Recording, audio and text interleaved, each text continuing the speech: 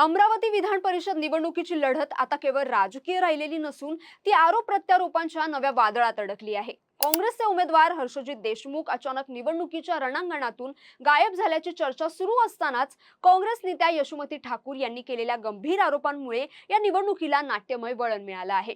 या सगळ्याच्या गायब झाल्याच्या चर्चेनंतर विधान परिषदेच्या स्थानिक स्वराज्य संस्था मतदारसंघातील काँग्रेसचे उमेदवार हर्षजित देशमुख यांचं निवडणुकीच्या अंतिम टप्प्यात अचानक आजारी पडणं व आयसीयू मध्ये असताना प्रसार माध्यमांना मुलाखती देणं यामुळे काँग्रेसचे स्थानिक नेते चांगले संतप्त झाले आहेत। उमेदवार मॅनेज झाला असल्याचा त्यांचा आरोप असून यामध्ये 15 ते 20 कोटी रुपयांचा व्यवहार झाल्याचा संशय व्यक्त करण्यात येत आहे। कोट्यवधींचा व्यवहार होत असताना शासन करतंय काय असा संतप्त सवाल माजी मंत्री यशोमती ठाकूर यांनी विचारला आहे। नेमकं प्रकरण काय आहे, यशोमती ठाकूर यांनी काय आरोप केलेत आणि खरंच काँग्रेसचे उमेदवार मॅनेज झालेत का, पाहूयात याबद्दलची सविस्तर माहिती। नमस्कार, मी जान्हवी आणि आपण पाहत आहात टाइम महाराष्ट्र। अमरावती विधान परिषद निवडणुकीतील काँग्रेसचे उमेदवार हर्षजित देशमुख हे अचानक नॉट रिचेबल झाल्याने चर्चांना उडालेला धुराळा आता थेट गंभीर आरोप आणि कोट्यवधींच्या व्यवहारांच्या संशयापर्यंत पोहोचला आहे। मात्र देशमुख यांनी आपण अद्याप निवडणूक रिंगणात कायम असल्याचं स्पष्टीकरण रुग्णालयातूनच दिलं आहे।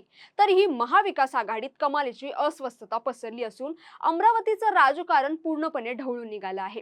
गेल्या 5 दिवसांपासून काँग्रेसचे उमेदवार हर्षजित देशमुख यांचा स्थानिक नेत्यांशी कोणताही संपर्क नव्हता। ते गायब झाल्याच्या अफवांनी जिल्ह्यात जोर पकडला असतानाच देशमुख नागपूरच्या एका खासगी रुग्णालयातील अतिदक्षता विभागात उपचार घेत असल्याचं समोर आलं। 9 जून रोजी तब्येत बिघडल्याने आणि श्वास घेण्यास त्रास होऊ लागल्याने त्यांना रुग्णालयात दाखल करण्यात आलं। त्यांची एंजिओग्राफी देखील झाली आहे। डॉक्टरांनी त्यांना विश्रांतीचा सल्ला दिला आहे। याबद्दलची माहिती स्वतः हर्षजित देशमुख यांनी दिली। काल ऍडमिट झालो मी 9 तारखेला। तब्येत आता माझी जे डॉक्टरांनी 4-5 दिवस पूर्णपणे रेस्ट करण्याचा सल्ला दिलेला आहे, कारण मला दम लागतोय, धाप लागते आणि माझी एंजिओग्राफी त्यांनी म्हणून करून घेतली। तर त्यांचं म्हणणं आहे की थोडं तुम्हाला तब्येतीची केअर करावी लागेल, 4-5 दिवस रेस्ट करावं लागेल। तर मी त्यांना सांगितलं मला प्रचार कार्य करायचा आहे, तर त्यांना परमिशन मागत आहे मी, तर त्यांनी 4-5 दिवस मला रेस्ट करायला सांगितले। तरी शक्य झालं तर 2-1 दिवसात मी अमरावतीला जाईल आणि माझे जेवढे मतदार आहेत तिकडले त्यांना भेटण्याचा प्रयत्न करणार आहे। मात्र ऐन निवडणुकीच्या निर्णायक टप्प्यात उमेदवाराची ही रुग्णालयवारी राजकीय वर्तुळाला सहज पचणारी नव्हती। या संपूर्ण प्रकरणावर काँग्रेसच्या नेत्या आणि माजी मंत्री ॲडव्होकेट यशोमती ठाकूर यांनी देखील देशमुख यांच्यावर गंभीर आरोप केलेत। देशमुख यांनी 15 ते 20 कोटी रुपये घेऊन ही निवडणूक मॅनेज केल्याचा जाहीर संशय त्यांनी व्यक्त केलाय। उमेदवार आयसीयू मध्ये भरती असतानाही तिथून माध्यमांशी इतक्या सहजपणे कसा संवाद साधू शकतो, ही आजारी पडण्याची वेळ आणि पद्धत दोन्ही संशयास्पद आहे असा खोचक सवाल यशोमती ठाकूर यांनी उपस्थित केलाय। आयसीयू मधनं जर तो इंटरव्ह्यू देत असेल भाऊ, तर काय आपण बोलावं याच्यावर? तो मॅनेज झाल्यासारखाच आहे ना। 15-20 कोटी रुपये त्यांना घेतले म्हणतात। मी तेच बोलले की 15-20 कोटी रुपये त्यांनी घेतले। एवढी कॅश आणि एवढा व्यवहार जर हवा होतोय तर मग होम मिनिस्ट्री करते तरी काय आहे? नागपुरातच ॲडमिट आहे म्हणते तो, आणि नागपुरातून तो आयसीयू मधनं इंटरव्ह्यू देऊन राहिला म्हणते।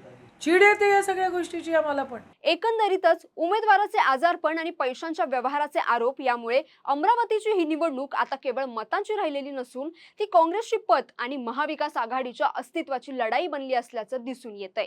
या राजकीय भूकंपाचे अंतिम धक्के 18 तारखेनंतरच स्पष्ट होतील। यापूर्वी भंडारा, गोंदिया, वर्धा, चंद्रपूर, गडचिरोली आणि यवतमाळात देखील काँग्रेसच्या उमेदवारांनी माघार घेतली होती।